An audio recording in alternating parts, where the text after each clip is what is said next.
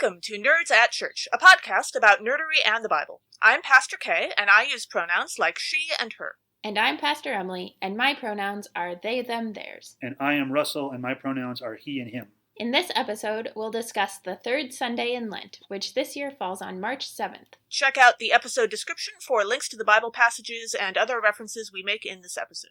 One content notification for this episode. In our deep dive, we talk a little bit about Christian antisemitism, and we also talk about pregnancy, birth, and abortion. Today, for our deep dive, we have our special guest, Russell Braman, who serves as a chaplain for Iowa Methodist Medical Center and Blank Children's Hospital in Des Moines, Iowa. He also enjoys teaching prayer book Hebrew to folks of all ages, and nerdily, he loves Harry Potter, The West Wing, and has been known to geek out on languages. Russell, we are excited to have you with us today. Yes. In particular, we're excited because our first reading is the Ten Commandments from the book of Exodus. And in different Christian denominations, we number the Ten Commandments a bit differently. So I'm curious what you can tell us about a Jewish approach both to numbering the Ten Commandments and to the Ten Commandments themselves. I was looking into the numbering, and the honest truth is I don't know a whole lot about the numbering of it. In terms of the Jewish approach to the Ten Commandments, there are in total 613 commandments in the Torah, all of which are, at least in theory, valid. Many of them relate to the temple service, which we don't do anymore, seeing as the temple has been destroyed twice and we never really built it back. So a lot of them do different kinds of things, but commandments about how different holidays are observed, commandments about what you eat, what you wear, how you engage with other people. There are 613 of them, all of which teach us different things about how we live life. So 613 is a lot, even if some of them are not applicable currently. Is there a way that you differentiate? For a lot of Christians, the 10 Commandments are a big deal. Is that also true in Jewish traditions? They are certainly the old school David Letterman top 10 list, for sure. But, there are plenty of other commandments that are also important. The other thing to remember is one of the things that I have found confuses Christians when I talk to them about Judaism is Judaism as it exists in the Bible doesn't exist. Ever since the temple was destroyed, we have worked through a rabbinic Judaism system. So there are these genres of rabbinic literature, like the Talmud, like the Midrash, like other brands of Jewish literature, which is rabbinic asking of questions about what such and such a thing means. And so, for example, the laws of kashrut, keeping kosher, dietary laws.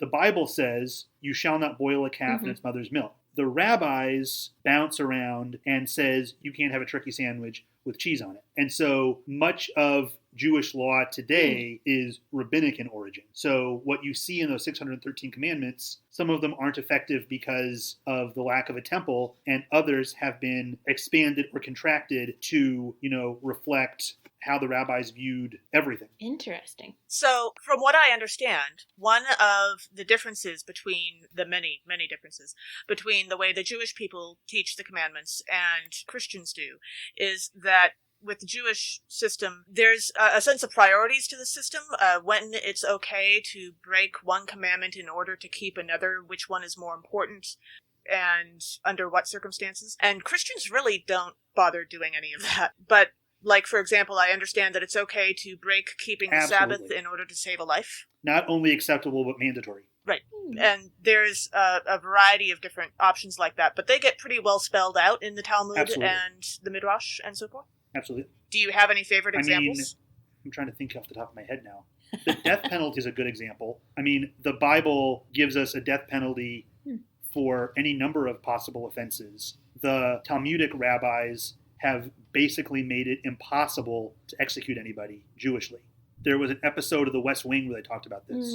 The one where Toby goes to synagogue. And so basically the Talmudic rabbis made it such that if you really want to execute somebody, somebody has to stop you before you do the thing that you get executed for, remind you that it's a capital offense and you can be executed for it, and you'd still have to do it anyways.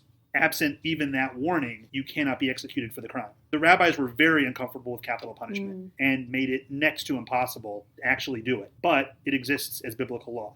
Yeah. I remember that episode of The West Wing. I loved that episode because it wrestles.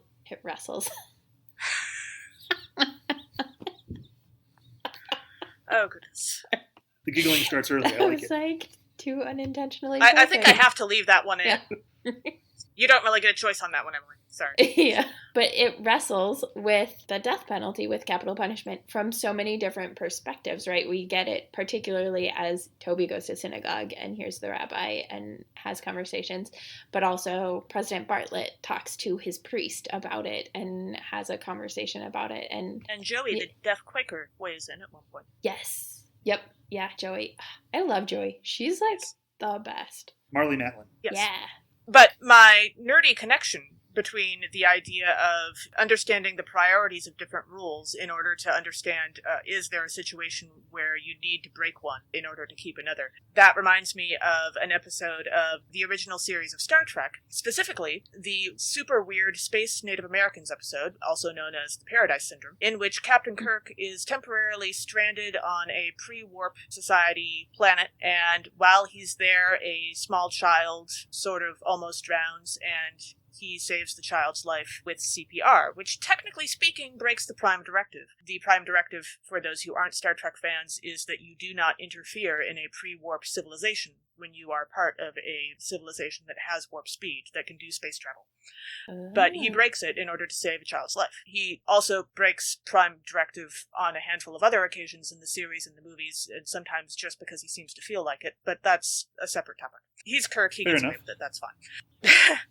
But it seems like he was making a choice that feels familiar to what you were talking about, with the prioritizing life over ritual needs or other requirements. So when I did my chaplain residency, I try really hard not to work on Shabbat. When I was doing my residency, the way they worked our on-call structure, there was no way to avoid it. So I basically told myself, in that instance, I'm doing pekuach. I can make an argument that coming to the hospital is pekuach nefesh, saving a life. And so I'm comfortable doing that in the ways that becomes important. If you've ever read, are either of you guys Chaim Potok fans? Oh, yes. It's a novel called The Chosen? You should read it. It's the book that I go back to every couple of years. It's probably another one of my nerdy loves. We had to choose a modern American author for our big junior research paper, and he was mine. But in the sequel to The Chosen, which is called The Promise, there's a moment in the book where, so the two main characters are these two good friends, one of whom is a modern Orthodox yeshiva boy, and the other is the son of a Hasidic rabbi, who, not to spoil the ending of The Chosen for you, but when The Promise begins, he has given up following his father's footsteps into the rabbinate, into the tzaddik, into being the holy leader of his community, and is studying psychology in grad school.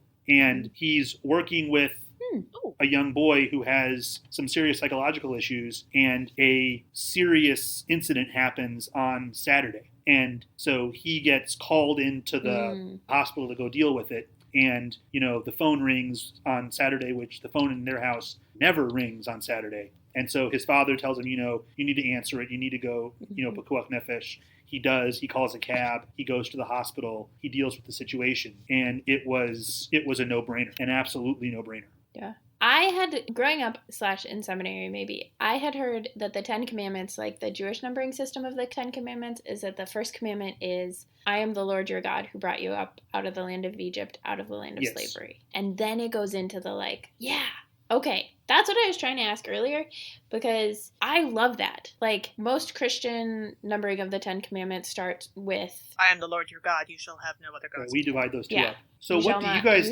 do you guys divide that we don't?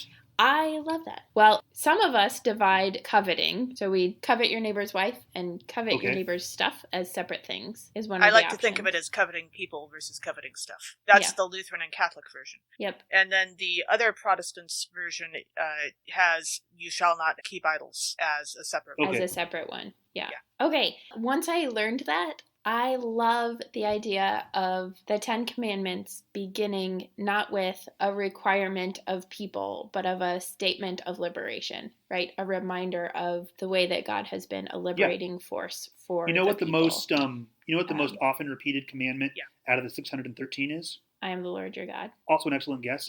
Not the most repeated. Be kind to the widow, the orphan, and the stranger, for you were once strangers in the land of Egypt. The sense of not just redemption, or not just revelation and being redeemed from slavery, but this idea that this experience, there is no excuse for you oppressing anybody, which I also love. Yeah, that's really fascinating. And I don't pay as much attention to the commandments as other people, but it is simultaneously not surprising to me that be kind to the widow and the orphan is the most common. And the anti-Semitism in Christianity is strong. And so there's like the way that things in what we might call the Hebrew Bible or the Old Testament are taught in a Christian context are very different than what how they're taught in a Jewish context. For example, the 10 Commandments and having them start with, I am the Lord your God who brought you up out of the house of Egypt, out of the land of slavery. Or that the most common repetition in the commandments is to be kind to the widow and orphan because you also were enslaved in Egypt. And so I was thinking about this, and different things like that come up with a fair amount of frequency on our podcast. And so Kay and I frequently will do something to explain the problematic interpretations. Part of why I love that the 10 Commandments begins with liberation is because there's the like anti-Semitic trope of, well, the Old Testament God and the New Testament God, and they're different gods, and one is like vengeful and the other's compassionate. And it's like, well, actually, no.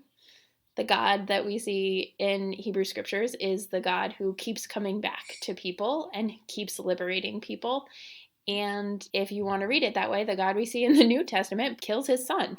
There's a very different way that we can read it depending on the biases that we already have. So, recognizing that there are multiple branches of Judaism, I'm curious what are a couple things that you wish that most Christians or most non-Jewish people knew about Judaism or about scripture or kind of about anything that would either like make your life a lot easier to live in peace or just like something you wish people knew. The biggest difference between Judaism and Christianity that Christians I have experienced don't get, and I'm trying to say that very carefully, is that Judaism and Christianity look at sin in very, very, very different ways. So in Christianity, you have this idea of the original sin that can only be dealt with through Jesus' grace and forgiveness.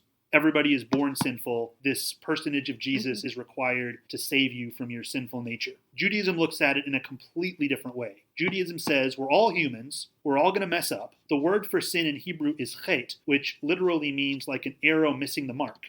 The idea of Yom Kippur is that it's a day that comes after a month and 10 days of us being encouraged to, apologize and forgive and do the work of, reinventing ourselves and fixing our mistakes and our errors. And so there's this sense that if you haven't sinned in some way, you haven't been fully human. And the important work is the forgiveness and the repentance and the teshuvah, or the returning from the bad choices you made. And so that principal difference also leads to questions about what's heaven about in the Jewish world, which it really isn't talked about that much because Judaism looks much more at this world than it does at any world to come. Although the world to come is an important part of Jewish tradition, it's just not as important as the idea of heaven is in what I have experienced of Christianity, if any of that made any sense.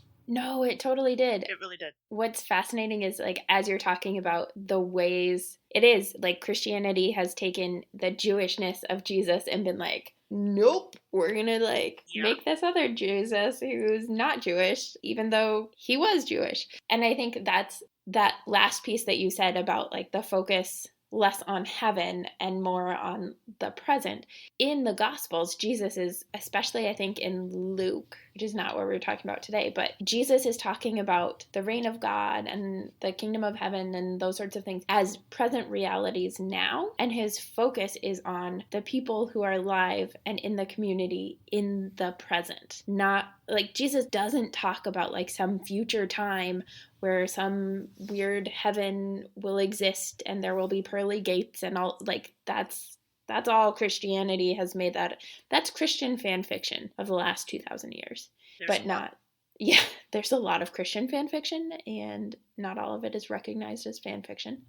So I appreciate that reminder of both of Jesus' Jewishness and of the ways that Christianity in particular has like tried to pull Jesus out of that and away from that, which is harmful for our faith, but also for the relationship between Christianity and Judaism, which has been fraught over time. Makes it easier for Christians to be horrible people. Mm-hmm. Oh, yeah. I'm curious if there's anything else that you, when you think about like the Ten Commandments or Judaism, that you want to share, that you were like thinking about as we were thinking about this episode. Or the 613 commandments. Yeah, or the 603 other ones.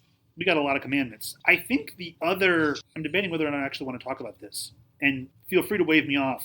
But, the Jewish views on choice and life and abortion are also very different from what the religious Christian right tends to preach. And there's this idea in Judaism that life begins at birth, life that we can defend. And so until a baby's born, the mother's life takes precedence. And any rabbi would tell you, maybe not any rabbi, but the vast majority of rabbis would tell you, if the mother's life is in danger, you absolutely need to deal with the pregnancy so that the mother's life can be saved. When the baby is born, then the baby's life takes priority and precedence. Different people would tell you that what constitutes an emergency would be different things, but that's another place where Judaism and Christianity vastly disagree, or at least liberal Judaism and Christianity vastly disagree. Yeah, well, I would say liberal Judaism and conservative Christianity, because I think progressive Christians are much more on the same page. And I think it's another illustration of a way that life takes priority. Absolutely. Mm-hmm. I mean, the idea of saving life is foundational in Judaism, that, life is to be preserved. And I think that we show that in a number of ways, not the least of which being, like we were talking about earlier with the Talmud and the death penalty. But, if you go back to the days of Soviet Jewry in the 1980s and all of these, attempts to rescue folks from the Soviet Union, the greatest curse in Judaism is may your memory be erased. And we reserve that for folks whose memory really ought to be erased. Yeah, which is also like the flip side of that, right? I remember when Justice Ginsburg died, and there was a slew of Christians using Christian terminology about her and how we use it. And then there was like very quick pushback to say, no, the appropriate terminology for Justice Ginsburg is may her memory be a blessing. Yeah. And that was this beautiful moment of like, yeah. And even that is such a contrast, right, between rest in peace or rest in power even, and may your memory be a blessing. The focus, right? Rest in peace is like, okay, now you've done the work, you get to go, like, it's so individualized. Yeah, it's so individualized. And may your memory be a blessing is that it spreads farther, that the work and the remembering of who you are and what you did in your life and all of those things continues to have ripple effects beyond just the time in which Ashkenazi Judaism, on that model, we name our kids after relatives who have died. I had a chaplain friend when I was doing CPE, clinical pastoral education. The first unit, my CPE partner was an open Orthodox Jewish rabbi, and he had talked about it because I think he was Ashkenazi and his wife was Sephardi or Mizrahi. Something else. And so like, yeah, I can't remember. I only met her like once or twice, I think. But they had a conversation about naming their kids and whether or not they were naming them after people who were alive or after people who were dead, and how they were picking the names. It's a big difference. Yeah. Mm-hmm. So I am named after my uncle. Someone? So my Hebrew name is Reuven Shlomo. And so I'm named after my mom's brother, my Uncle Ray, who died before I was born. And it was important to my mom that, her son be named after him. That's beautiful.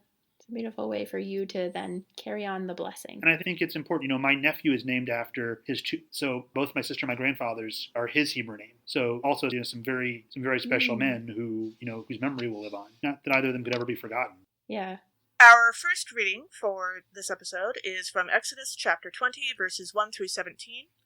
God gives the Ten Commandments to the Israelites at Mount Sinai. So one of the themes that came up for me in this passage was a theme of boundaries. So thinking about one of the ways that the Ten Commandments were taught to us in seminary was part of why they are do nots is so that you know the boundaries within which you can the majority of them are do nots. So then you know the boundaries within which you can do not whatever, but like as long as you are not killing, stealing, making wrongful use of God's name, each of those pieces, as long as you're not doing those, the community can continue to grow and thrive Coveting is a weird example of that, though. It's the only one that forbids you from thought. Yeah. I didn't realize that. Well, and like that's a particular thought that is pretty insidious, right? Like if you're constantly wanting what another person has or I feel like that one would be the most likely to Yes, lead but there's the also other a big ones. difference I don't between know. walking in a parking lot, seeing a Corvette, and like drooling for a brief second, and then launching a plan to steal it. Like, those are two very different Yes. experiences. Yeah. And I suppose you can honor your parents with your actions even while dishonoring them with your thoughts, which is probably the only way I survived teenagerhood. So.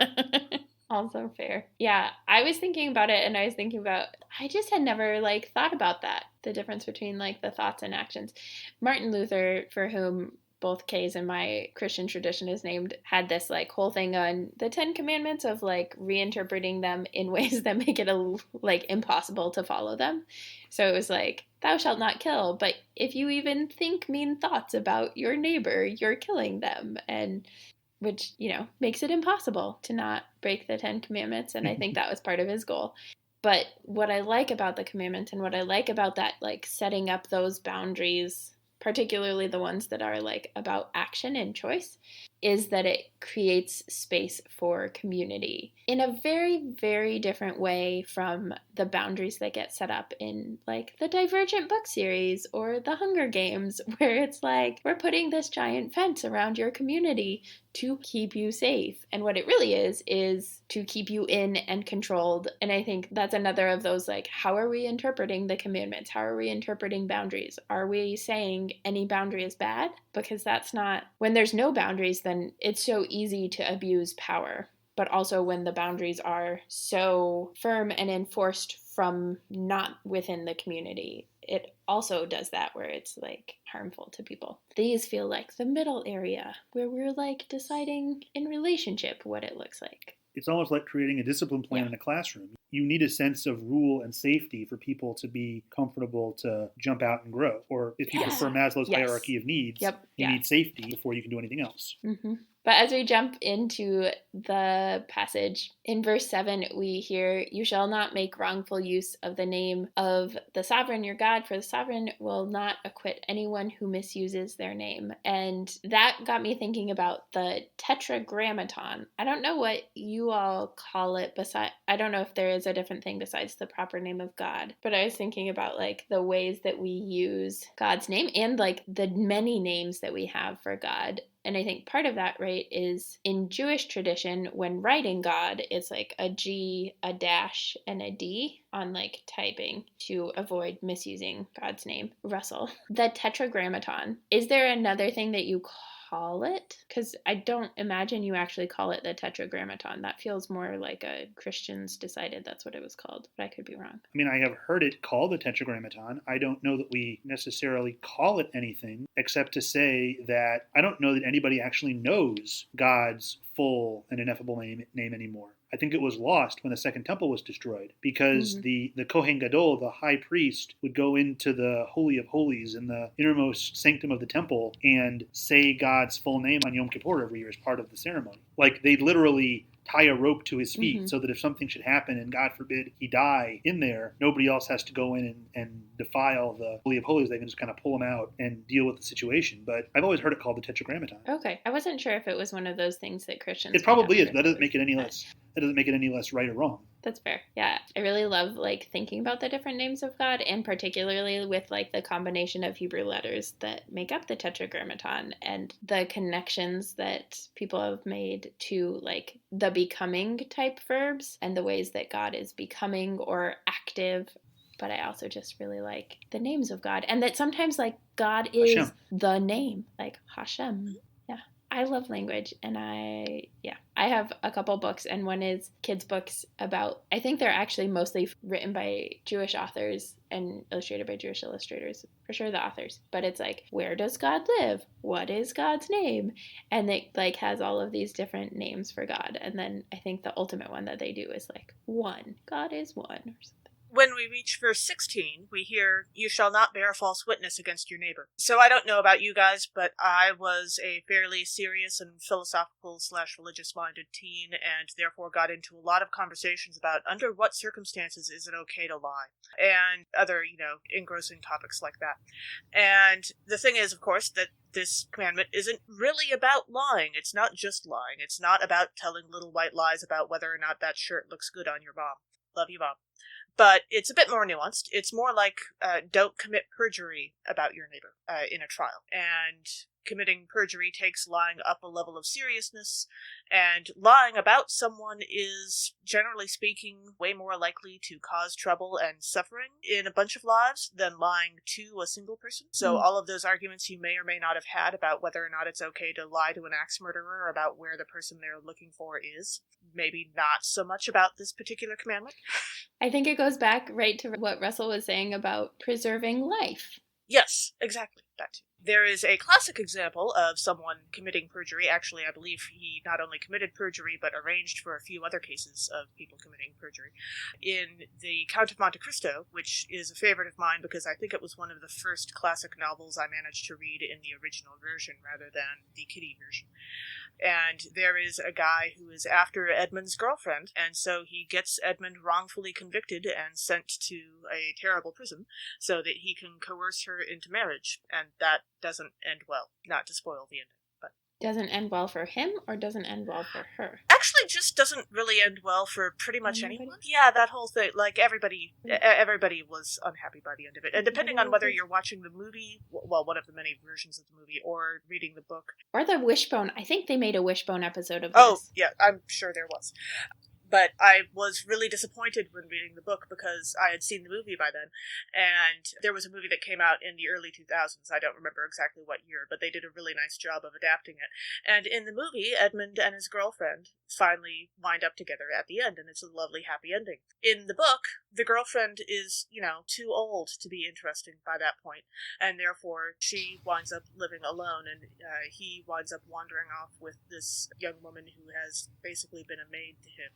And that's, not horrifying. So. Our second reading for this episode is 1 Corinthians chapter 1, verses 18 through 25. Paul talks about the way God works doesn't make sense according to the usual human standards, but we find strength in Christ crucified. So one of the themes that comes up in this is foolishness, right? The cross is foolishness. And I was reminded by River, who was on our podcast in Epiphany, of the episode of Doctor Who that's called The Year That Wasn't, where the master takes over the entire year and is doing all of these things. And it all ends up being foolishness because ultimately the doctor who had been captured gets free and fixes and stops the master and then fixes everything, and the world literally spins backwards to erase the year to go back in time a year. And so it becomes all of that horrible stuff that the master did ends up becoming foolishness because that whole year then wasn't. And that is totally how physics works. Yes, exactly. That's not foolish at all. I mean, it worked for The Flash. And multiple other comic books. Just saying. I think Superman did that at least once. Yeah, that's what River said too. When we reach verse 18, we hear, "For the message about the cross is foolishness to those who are perishing, but to us who are being saved it is the power of God." And I like to use this verse as a reminder that just because something is silly doesn't mean it can't be useful or be helpful at some point. For example, Peter Quill managed to save the day with a dance-off, and an a cappella dance-off at that, in one of the Guardians of the Galaxy movies. I forgot So about you never that. know when foolishness may come in handy. I'm a fan of foolishness. That's why we have lots of puns on this show, right? Rustling up a good one. Oh. You know what they say about the punster? They should be Anyway. drawn and quoted. Excellent. Yes, I approve. Continuing our foolishness, in verse 23, Paul writes, "But we proclaim Christ crucified, a stumbling block to Jews and foolishness to Gentiles." And I was thinking about the proclamations we make. So it's 1 Corinthians, and all of the epistles that Paul writes also need to be taken into context. And we sometimes talk about this, but right, just like Jesus was in fact Jewish, Paul was in fact Jewish, and also hung out with the Gentiles. And so he threads this line of belonging, and he talks about it, I think in Lent 5 we read about it. He talks about it in another spot in Lent, but this idea of this new religion, right? The followers of the way who become Christians don't make sense to any of the other ways that the world was working, that it's a whole different way that doesn't make sense, because crucifying somebody doesn't make sense as a thing that we would want to lift up, especially while the early church was still being persecuted.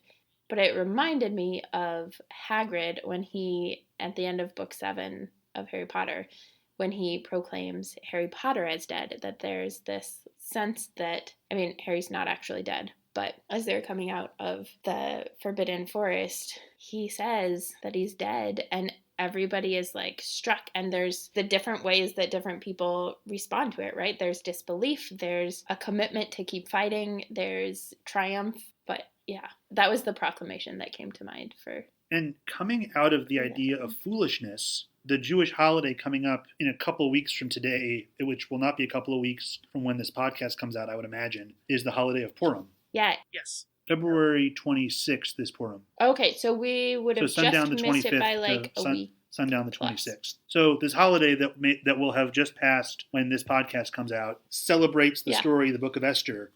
And because of the way that Haman is hung on the gallows he built to hang Mordecai in punishment for trying to kill all the Jews in Persia, it's this amazing holiday that kind of I'm using more Hebrew in this than I assumed I would. This idea of venahafohu, like that things get turned upside down and turned around. And so, because of that, it's kind of a combination of Carnival and Boxing Day where, people dress up in costumes. There's a commandment to consume alcohol in a way that you can't tell the difference between blessed be Mordecai and cursed be Haman. And it's this kind of amazing holiday that, celebrates foolishness. It's like a school that allows a senior prank. If you ritualize the foolishness, you can control it. But it also still serves as a steam valve. Yeah. I remember breaks in seminary. There was one year that they didn't do a reading week and they just had like Thanksgiving break, and that did not go well because people needed a steam valve a bit earlier in seminary than that. I've never actually been to Purim. I would invite you, except that it's going to be on Zoom. But there was I figured it probably was going to be on Zoom this year because last year Purim was the last right time I was in my everything synagogue shut until down, before at least in Iowa. Yeah, but it is this I love the ways that I've read about and read in literature about it. The Trial of God, that's what it was. That's where I read about it one time. The book play. I've heard of it. I can't remember the author. I believe that this is also one of those holidays that has its own specific dessert. I mean, hamantashen I'm always are a big the fan of those. Ashkenazi tradition, yeah, but definitely very tasty. I don't think I've ever had any. In Yiddish, they're hamantashen, Haman's hat. In Hebrew, they're oznei Haman, Haman's ears. Okay, I had not heard the second one. That's that fantastic. Is a little more interesting. Haman's hat and Haman's ears. Perfect. The Trial of God by Elie Wiesel.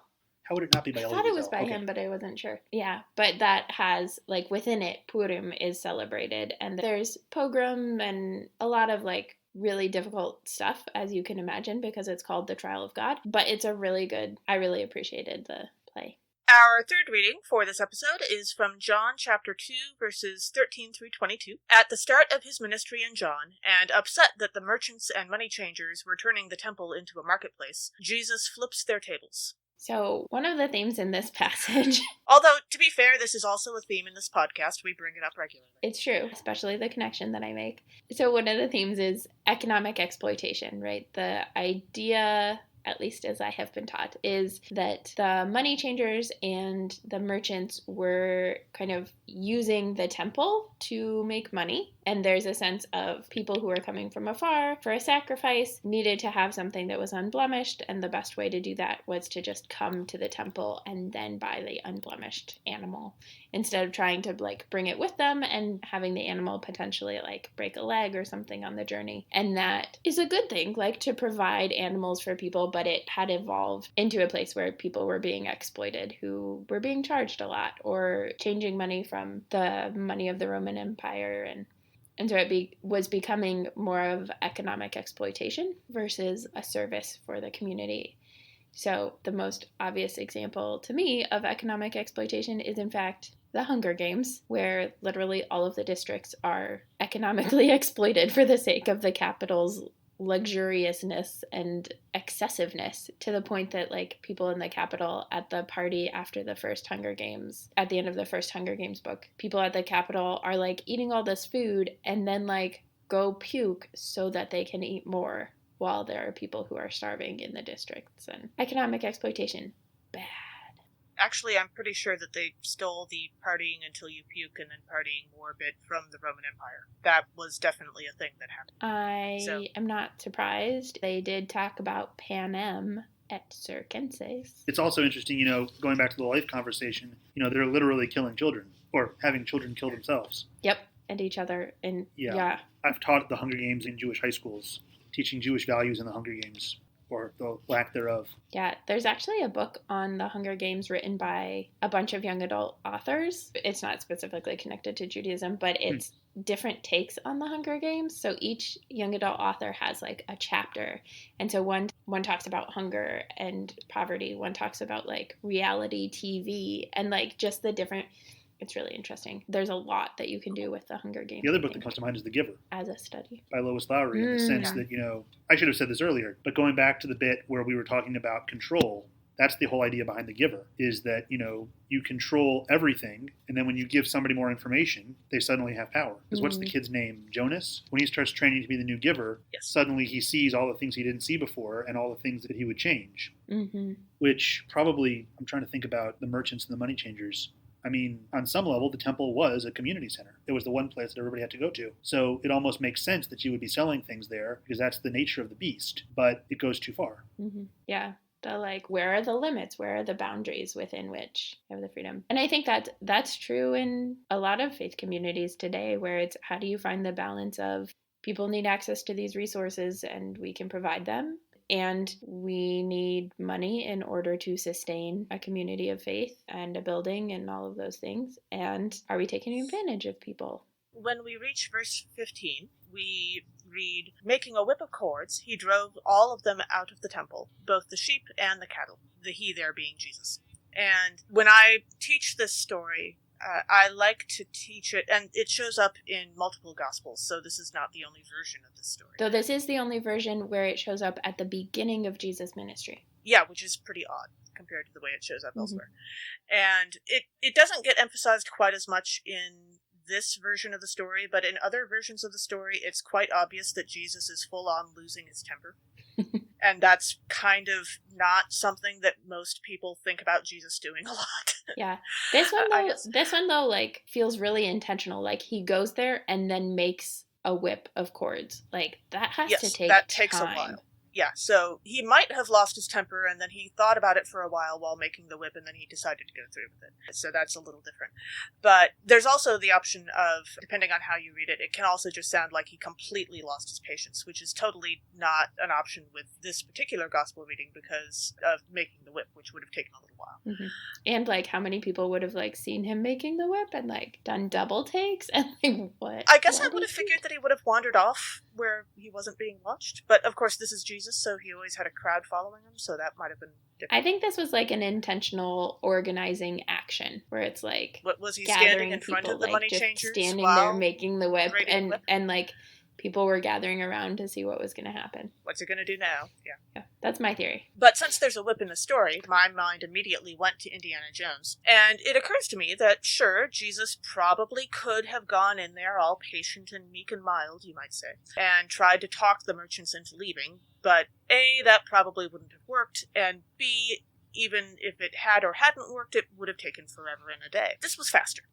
So that reminds me of a story from the filming of the first Indiana Jones movie. There was this big sword fight scene that they had all planned out and choreographed, and Harrison Ford and the other guy whose name I don't remember had rehearsed it several times, and it was very elaborate and fairly long. And the thing is, the day that they were going to shoot the thing, Harrison Ford had a really nasty case of the flu. Or possibly a cold, or something like that. He was sick as a dog, and pretty miserable. And so they set up the first take. He is exhausted. He's sick. He's standing there in his costume, and he has no energy, but he's Harrison Ford, so he's going to try. And they start filming. The bad guy shows up, raises his sword, and Harrison Ford just kind of looks at him for a second, and then draws the gun on his hip and fires. And the other actor, thank goodness, has the presence of mind to fall down. I love that part. And the plan was to do the full-on sword fight, but of course Indiana Jones would take the short and easy route, right? Like, there is no way that Indiana Jones was going to do a full-on honorable sword fight if he could just shoot the guy. No, that's not who Indiana Jones is. And that take was actually so hilarious and true to Indiana's character that it made the movie, and I don't think they ever actually shot the big fancy sword fight, as I've heard it. So I have to wonder, did Jesus have a cold that day? That's why he spends like hours making a whip. It's easier to sit there making a whip than it is to go in there and argue for hours with money changers and merchants. It's true. If I had a flu or a cold, I could probably still knit. I was thinking about verse 15, and I was thinking about, so Jesus makes a whip of cords, and he drove all of them out of the temple. And then the all of them that he's talking about is both the sheep and the cattle. And so I was like, oh, it's like Babe, the pig from the movie, who like herds the sheep and like just sends them out. Possibly so that they didn't like eat the coins on accident and get sick. I don't know. But yeah, I just imagined like Babe helping Jesus like get the sheep and the cattle out of the temple. A little bit of anger also goes a long way, especially when people aren't accustomed to seeing it out of you. Yeah, that's the like, what would Jesus do bracelets that exist everywhere. This usually comes up whenever we're at this particular passage in the church year, but there's always like a piece of me that is like, what would Jesus do? Well, flipping tables, always a valid option to consider. Yes. That is part of like, I don't know, I think about the way that Midwestern white niceness happens and like there's no room for anger, but sometimes anger is real and valid. And right, I think about the pandemic and I'm angry about the pandemic. I'm angry about the number of people who died who didn't need to have died. Yeah. And that anger is important. And sometimes anger can lead to productivity. Not always good productivity, but still. You know, productivity of some sort. So, Russell. Yes. Any other thoughts on life, the universe, and everything? 42 is the only possible answer to that question. Yes, thank you. Congratulations on being our first guest to guess the correct answer. I'm surprised that more people didn't go down that route. To be honest, I think you're number 5. Yeah, we haven't had a ton of guests. That's also fair, I suppose. I mean, the other thing I was thinking about is, you know, we talked about the Ten Commandments in the book of Exodus. There's also a second telling in the book of Dvarim, in the book of Deuteronomy. And there are some significant differences, one of which is in the 4th commandment about the Sabbath day. In Exodus, you have remember. In Deuteronomy, you have keep. And so in one of the songs we sing on Friday night, it goes, Shamor v'zachor bedibor echad, you know, to keep and remember in one word. That both of these ideas are important. And so there are other subtle differences. I'm looking at I Googled a website so I'd have it in case it came up. And I don't want to go into too many details, but, you know, there are some significant differences that kind of give some other context to why or how. And it's just interesting that such an important piece of legislation would have two versions of some difference. I don't know how that is responded to in the Christian tradition. I believe that the two common ways of numbering the Ten Commandments within the Christian tradition, one of them takes after Exodus and one of them takes after Deuteronomy. Oh. I have no idea which is which. And I don't know enough about the Christian numbering to have an opinion, but nobody does. That actually reassures me somehow. I think also for the way that I learned about the difference of Exodus and Deuteronomy is the Exodus as like the more original one and the book of Deuteronomy coming about as part of like one of the passages where one of the kings, maybe it's King Hezekiah. I'm not sure where you're going, but they like discover this book and there's this like renewal of faith and covenants and paying attention to the Torah. And so Deuteronomy as a like revisiting of Exodus and okay, what are the updates that are needed in it? What have we learned since then that like this actually, we don't need to just remember the Sabbath, but also keep it, or like those sorts of things, is what I was taught, at least in seminary. I mean, Jewish, they make you the argument that keeping it is one thing and remembering it is a different thing, because keeping it involves the rules. Yeah, and it involves the action or inaction, as the case may be. Yeah, always exciting. Well, thank you so much for being with us, Russell. This has been wonderful. Thanks for joining us. Catch us next time when we'll discuss nerdery connections to the scripture readings for the 4th Sunday of Lent. This podcast has been produced by us, Kay Rohloff and Emily Ewing. For more fun, check us out on Twitter and Facebook at NERDSATCHURCH or contact us at nerdsatchurch@gmail.com. Also, if you like what you've heard, rate us or leave us a review on Apple Podcasts, Facebook, or wherever you catch your podcasts. If you appreciate what we do or want to get actual transcripts of the podcast episodes, consider supporting us on Patreon at patreon.com/nerdsatchurch. We hope Patreon can help us get our episodes transcribed for those who need or prefer that. Though if you want to help us with transcripts, let us know via email or social media. As the ancient Christians said, Pax Pax vobiscum. vobiscum.